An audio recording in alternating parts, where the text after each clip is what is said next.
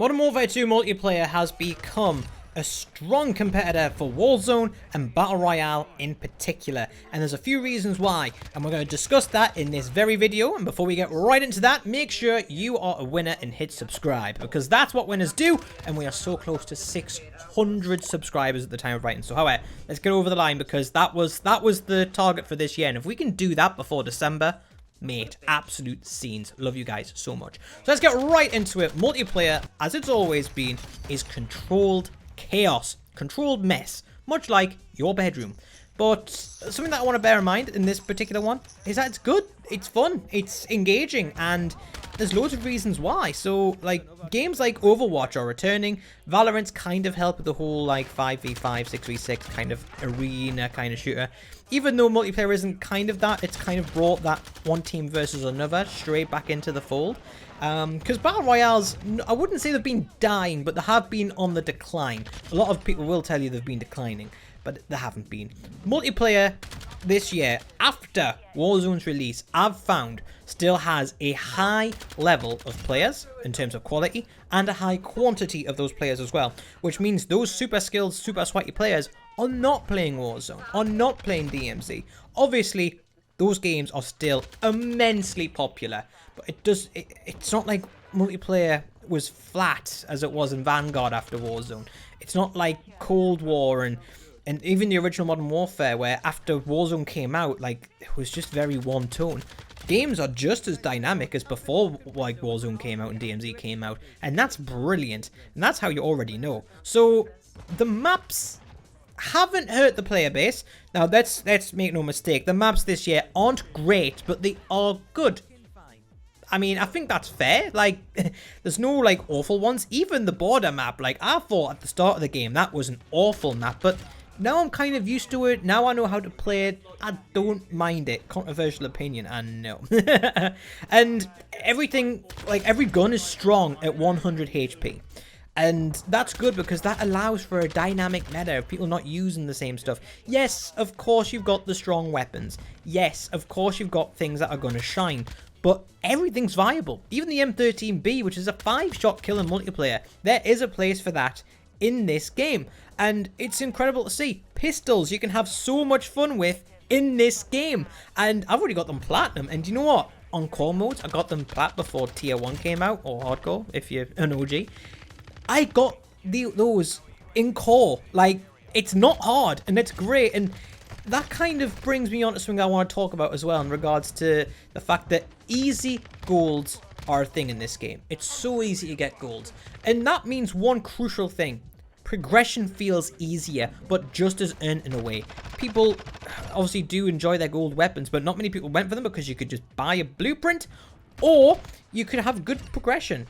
Or, like, you could progress and get, like, a gold and your platinum camos. Honestly, like, Sandbag, if you remember him, and he's not been in a few videos, but he got platinum ARs before I did, and he's awful at the game. So, you know, you always put that work in, you've got something to play for, and it keeps you playing.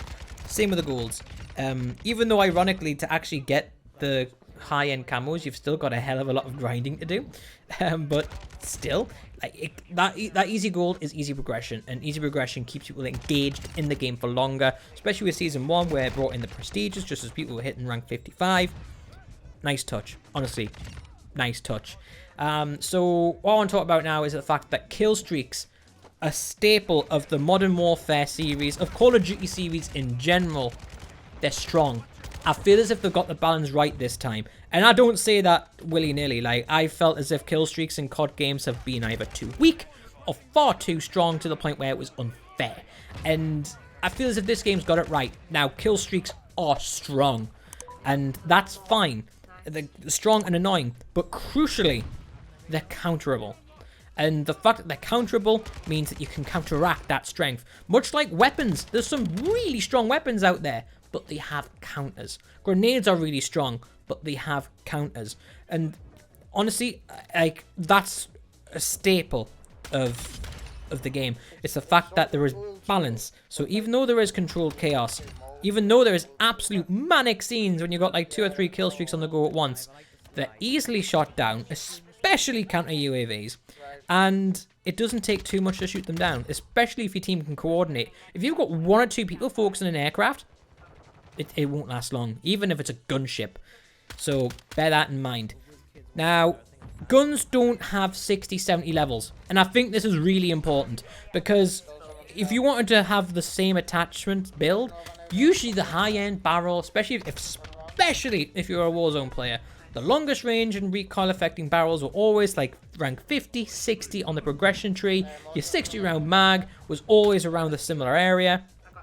And even fun attachments like snake shots, back when that was a thing in Modern Warfare 2, Modern Warfare 1, I know it's a thing in Modern Warfare 2, but it's not strong. Like, even that was like a rank 40 unlock. And that's mad. Absolute madness. So the fact that you've only got 20 levels, I love that change. It means you only have to unlock the attachment you want once. And on each particular gun, you just need to unlock the attachment slot. Once you've unlocked the attachment slot, you can put on any attachment that you've unlocked in that category for that ammo type. That's revolutionary for me. That is what the game has needed for a long, long time. And I didn't even realize we needed that change, but we got that change. And I am so happy that we did. Honestly, it's so good. And yeah, it makes that grind feel more bearable. So as I said before, progression, it makes progression feel a lot more worthwhile. It makes, like, you unlock your favorite sight for a gun. You don't have to go onto the other gun and then grind 40 levels to unlock that sight again. It's already unlocked. You just need to, like, get to level 2 or level 3 for that gun and you've unlocked the optical slot. Like, so much better. So much better. And like I say, tying into the easy goals, it's part of the progression. It makes progression worthwhile and truly engaging. And that's the main thing for keeping a gaming audience: engagement. And right now, multiplayer has more engagement than Warzone 2. It has, I would say, just as much engagement as DMZ. We'll talk... I'm sorry, I just punched my cable there. Like, my finger just went... So that's just something for you to bear in mind. Like, it's just got that much engagement. We'll talk about the other games' engagements in another video. But for me, this is the one. So... yeah, that's all my points. Gotta say Control Chaos. My script for this is Control Chaos as well. It's like bullet point, but it's what the gaff. But yeah, that's everything. So guys, if you do enjoy the video, hit subscribe because we're so close. And that's what winners do. And remember, always play the objective. What was that? Your country needs you.